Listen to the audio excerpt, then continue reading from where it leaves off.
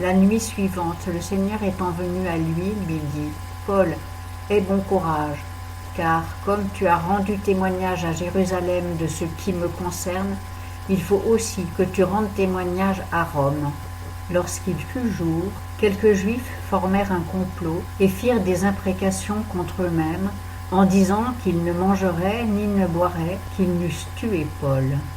Ils étaient plus de 40 qui avaient fait cette conjuration.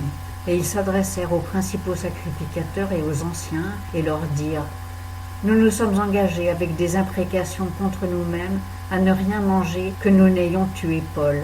Vous donc maintenant, avec le Sanhédrin, dites au tribun de le faire descendre demain au milieu de vous, comme si vous deviez vous informer plus exactement de son affaire, et nous sommes prêts à le tuer avant qu'il approche. » Mais le fils de la sœur de Paul, ayant entendu ce complot, vint, et étant entré dans la forteresse, en informa Paul.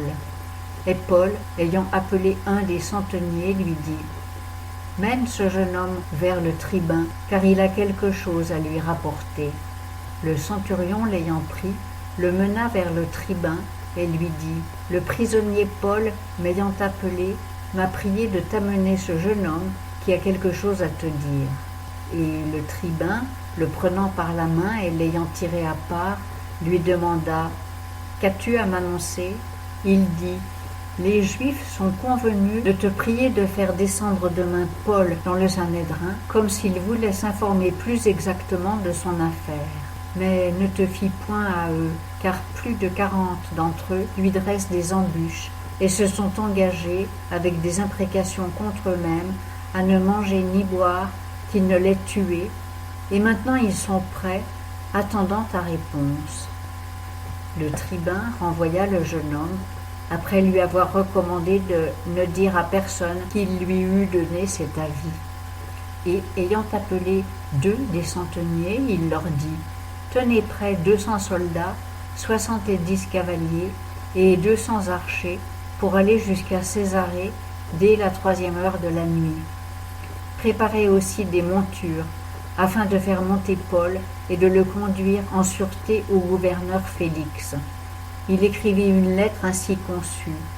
Claude Lysias, au très excellent gouverneur Félix. Salut. Les Juifs s'étaient saisis de cet homme et allaient le tuer lorsque, survenant avec la garnison, je l'ai tiré de leurs mains, ayant appris qu'il était romain.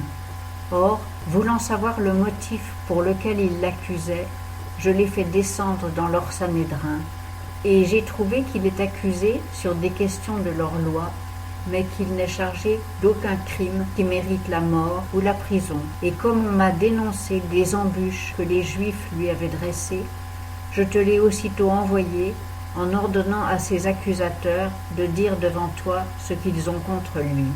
Adieu. » Les soldats prirent donc Paul, selon l'ordre qu'ils avaient reçu, et le menèrent de nuit à Antipatris. Et le lendemain, ayant laissé les cavaliers aller avec lui, ils s'en retournèrent à la forteresse. Les cavaliers étant arrivés à Césarée, et ayant remis la lettre au gouverneur, lui présentèrent aussi Paul. Et le gouverneur, l'ayant lu, demanda de quelle province était Paul, et ayant appris qu'il était de Cilicie, il lui dit, « Je t'entendrai quand tes accusateurs seront venus. » Et il ordonna qu'on le gardât dans le prétoire d'Hérode.